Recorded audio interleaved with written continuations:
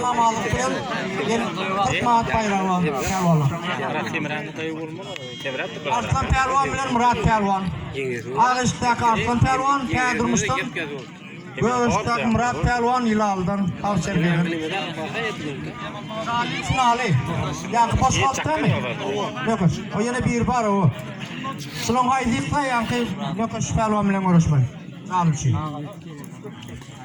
Hani kaptaldan kayı uğraşmet oldun yeni ortaya. Uğraşmet Pelvan'la orta geliyor mu değil? Aylanın emiyle aylan kedin. Korkudu var.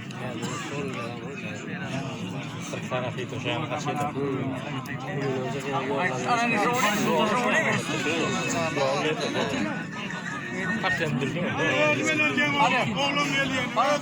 Okutuşun olur.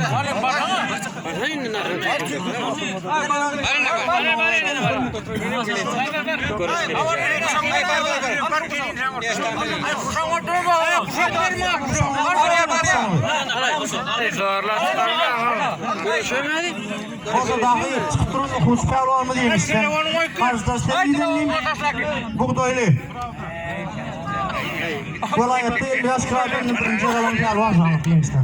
Belki de bayrağı şarasını bilemem.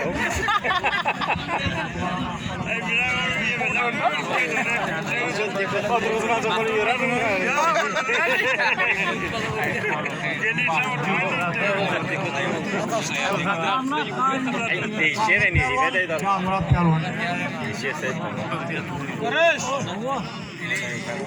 Aynı buraya bakın.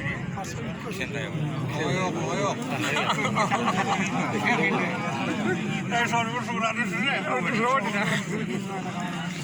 Burada elden nereden bağlanıyor?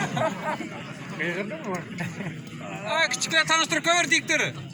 Küçükler tanıştır koyver. Genişten amir Kareş'taki.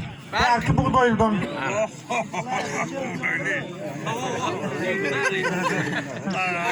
Aydan oturuştuğuna oturmuyor. Yıksa bir yerine oturursun. Yıkıldı verme. Yani burnunda hadi gördün. Arkalama altında. Murat Pelvan gördüm aydın. Haydi.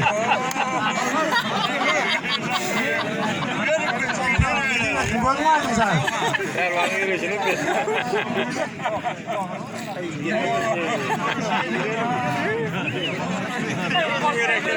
Yarın bayrağı geliyor yürek. Ya salona geliyor beni. Yani yok gerek çıkardım ben.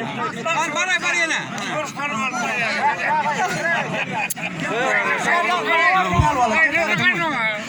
Anladın mı diyorsun? Tamam.